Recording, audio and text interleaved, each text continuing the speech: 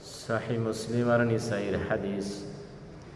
আবু হুরায়রা রাদিয়াল্লাহু তাআলা আনহু হাত ধরে আল্লাহর নবী সাল্লাল্লাহু আলাইহি ওয়াসাল্লাম বলতেছেন, আবু হুরায়রা রে, ও আবু হুরায়রা, আল্লাহ রাব্বুল আলামিন এই জমিনকে হাফতার দিন এবং এই শনিচরের মধ্যে আল্লাহ রাব্বুল আলামিন এই জমিনকে সৃষ্টি করেছেন।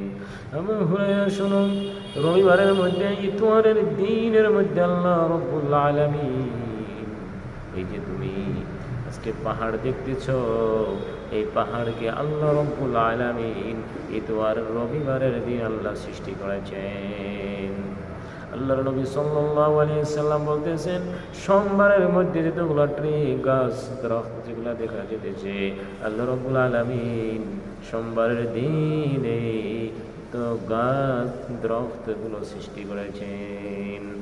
মঙ্গলবারের মধ্যে আল্লাহ রাব্বুল আলামিন বুরাই গুনাহকে সৃষ্টি করেছেন। বুধবারে নূরকে আল্লাহ রাব্বুল আলামিন বুধের দিন বুধবারে সৃষ্টি করেছেন। আর বৃহস্পতিবারে আল্লাহ রাব্বুল আলামিন এই অ্যানিমেলস জানোয়ার জন্তুগুলোকে আল্লাহ রাব্বুল আলামিন বৃহস্পতিবারে সৃষ্টি করেছেন। শুক্রবারের দিন আল্লাহ রাব্বুল আলামিন জুমার দিনের মাধ্যমে, জুমার দিন শুক্রবারের দিন আখেরি সাত আসর থেকে নিয়ে রাত আল্লাহ রাব্বুল আলামিন আদম আলাইহিস সালাতু ওয়াস সালামকে সৃষ্টি করেছেন, ইনসানকে সৃষ্টি করেছেন।